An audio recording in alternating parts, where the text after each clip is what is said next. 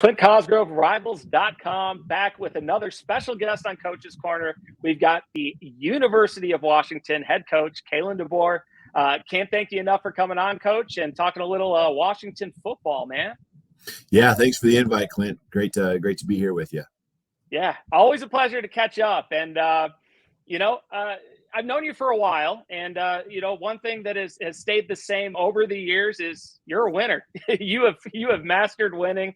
Great person as well, but you have mastered winning as a coach. And I believe your overall record is 85-11, which is insane, especially when you consider 3 of those losses come during a COVID year as a first-year head coach at Fresno. So I know there isn't a magic bullet when there comes to winning games, but you're doing something right.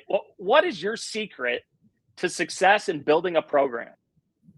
Well, first of all, I appreciate all that. And just, I think there's a lot that goes into it. And it's all about surrounding yourself with the right people, and finding, in this case, as a head coach, the right assistants that, are like-minded, have a similar philosophy to you as far as why you do what you do and how you want to go about your day-to-day business and work.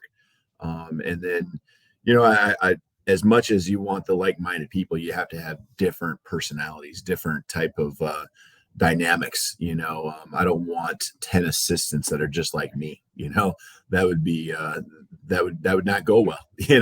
And so just you want different people to contrast each other. The key is that everyone leaves the ego at the door. I think everyone's got an ego to some extent, and we all have. I mean, kind of don't want to get it mixed up with being prideful in what you do, but when you get together, you're making decisions that are best for the team, and not just because it was your idea. And so, got a lot of staff over the years, as a head coach that I've been fortunate to have around me that are that way. And then we bring in, players that are much the same, low ego, care about something bigger than themselves. And, I think when you go about the day to day and building your systems, you need a system that's flexible.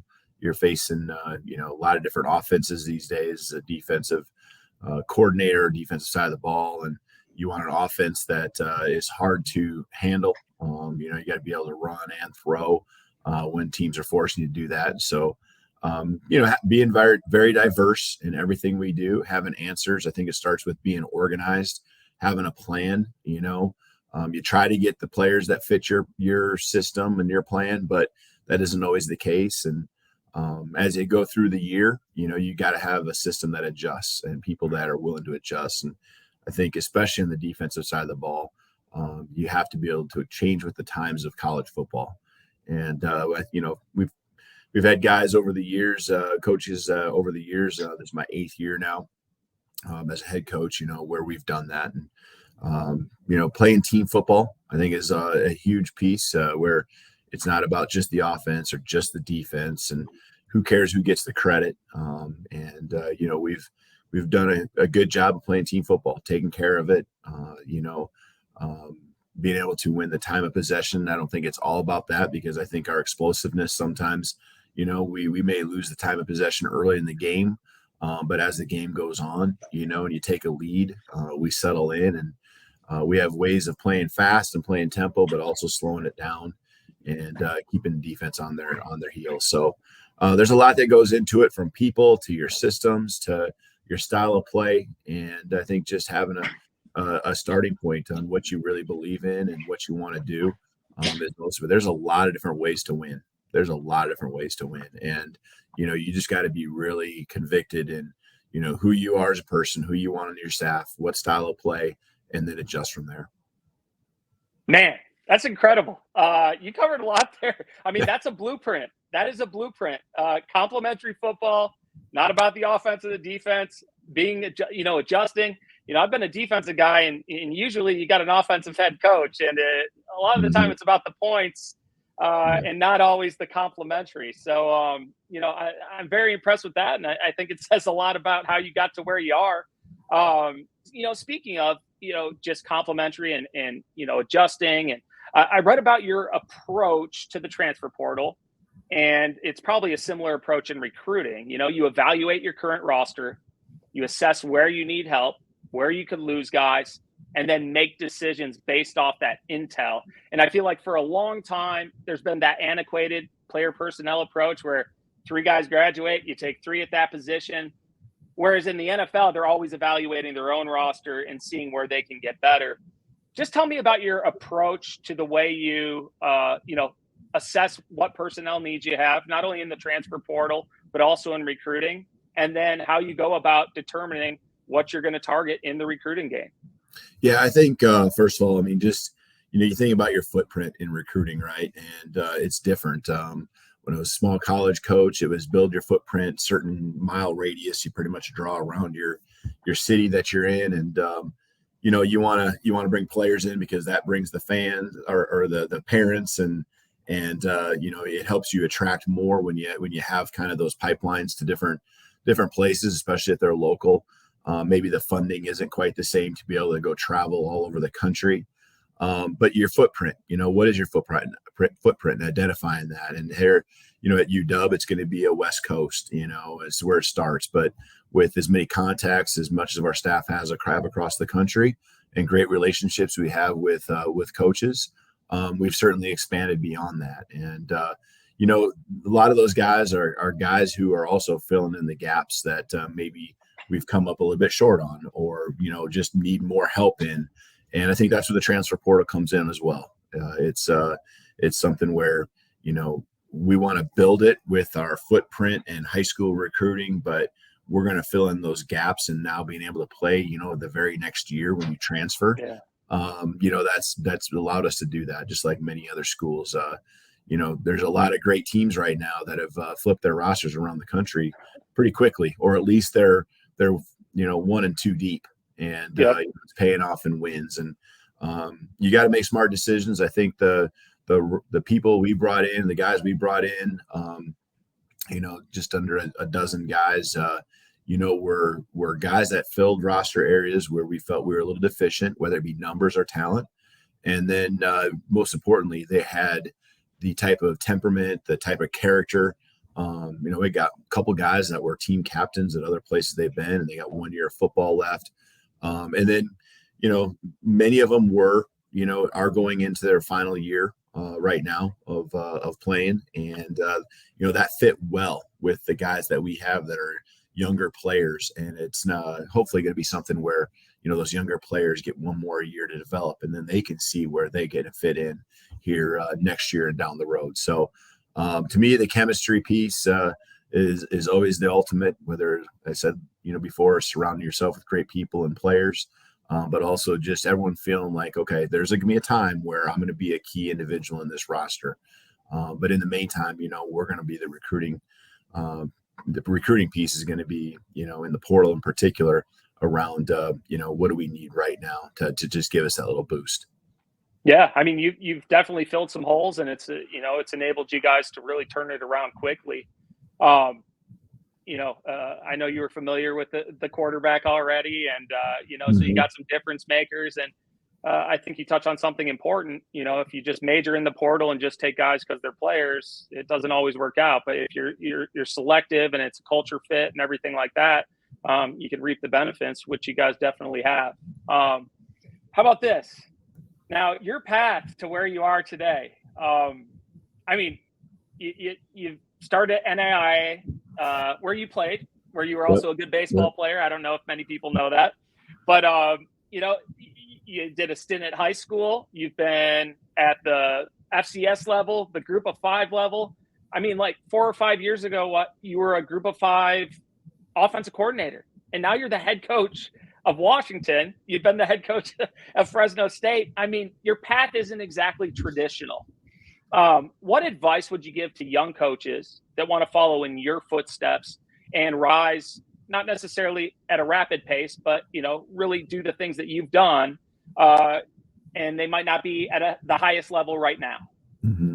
No, that's good. I would trade my path for anything. I think it's always about the journey, and 2 years of high school ball, I could have done that forever. That was a blast. And the people I was around helped me out, got a chance to be a head sophomore football coach at high school, and running your own show, and going through the pieces there of what it takes with organization, and you got to learn both sides of the ball and up front offensive line, and I think going through the process after 5 years of being an offensive coordinator at the University of Sioux Falls, my alma mater, being a head coach for 5 years was great.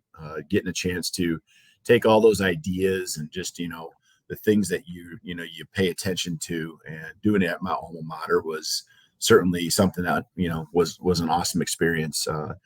But getting a chance after that for literally 10 more years to be an assistant at different stops allowed me to really look and having already thought through those things as a previous head coach, absorb what I was seeing from these other great head coaches, from Southern Illinois to with Dale Lennon to Chris Creighton at Eastern Michigan, and Jeff Tedford at Fresno State, and Tom Allen at Indiana. Just everyone's got their strengths. Everyone does things just a little different way. And, I would say what you see today in our program is a little bit of piece of this and a little bit of piece of that, whether it's, how we're trying to develop leaders in our program, or the organization and practice setup, the development in the off season, and what we're trying to do with building our team chemistry. So adding that, I really helped refine what I knew was already important, and maybe probably what I love to do most, and that's bring a lot of people together and do something special, and have everyone feel a part of it. But how we do it might be a little different than it was 10, 15 years ago. So I think the biggest thing as far as advice for young coaches is do not get caught up in thinking like what the end goal is. The journey is the key, and building those relationships, and 1 year stint here to 1 year stint there isn't truly like building these deep relationships that are in contacts that, really are going to lead to maybe even a job. Maybe it happens that way here and there, but I think most importantly, it's really learning the game, understanding your coaching style, being convicted in who you are and what you want it to look like. When your opportunity to lead a room or lead an offense or defense or special teams, or be a head coach, what that's going to look like. So I never really got caught up in, I have to be a head coach again. I mean, I liked being a head coach, but I also really enjoyed being a coordinator, the challenge and the X's and O's, was awesome. I loved it, when it came to running an offense, but I think just stay the course, put one foot in front of the other, and do your best and focus on where your feet are at in the present. And when you do that and you're around good people, success usually finds you, just because every day you're making progress, you're doing things that make you the best you can be, because you love doing what you do.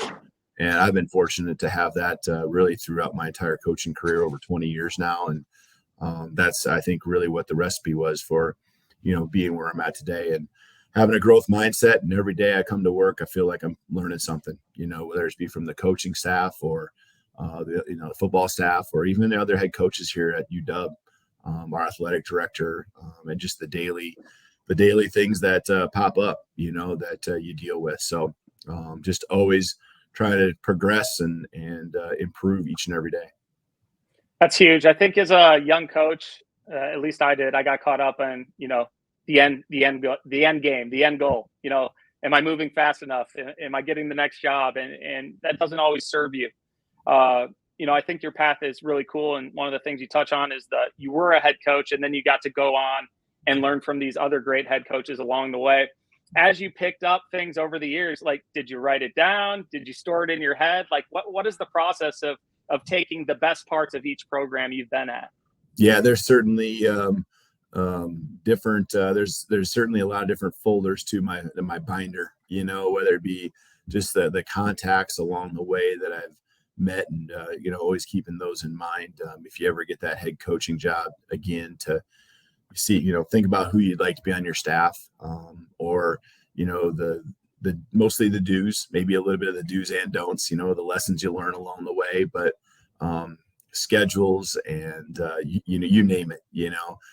Great leadership examples, and how to teach leadership. There's just a lot of things I picked up, and there's certainly a binder or two that sits in my closet right behind me that I refer to often. I'm sure that binder would go well on eBay. It'd probably be worth a lot of money, man. The ticket to winning. Yeah. Well, I know you're a busy guy, so I'll finish with this. But I mean, you're 8 games into your tenure at Washington, correct? Yes. Yep. 6-2. 6-2, already bowl eligible. So, I mean, you've turned this program around at a pace that probably a lot didn't see coming right away.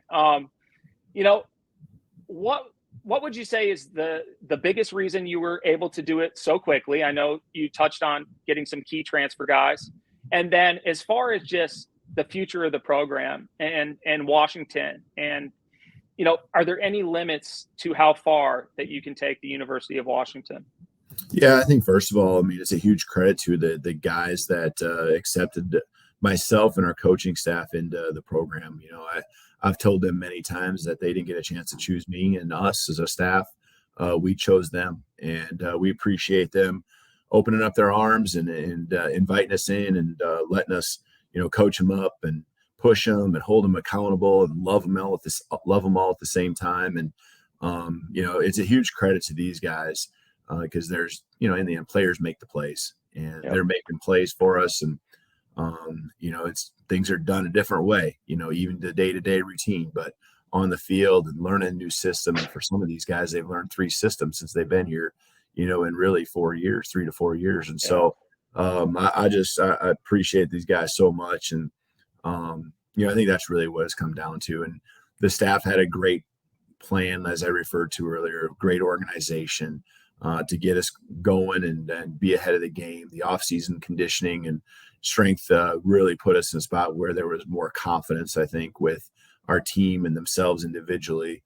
And that showed. There was more horsepower already, under the hood with these guys when we got into fall camp. And that's showing up, in the way we're finishing games, So I'm just really proud of where we're at. And we are not even close to what I know the end picture and what the end result is going to be.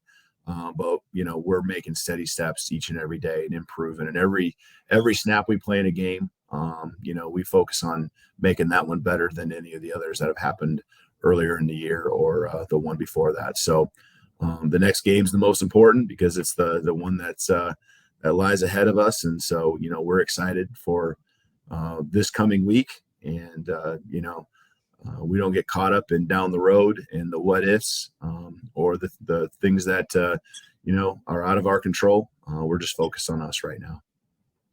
Man, I can't thank you enough for coming on, Coach. I learned something every single time I talk with you.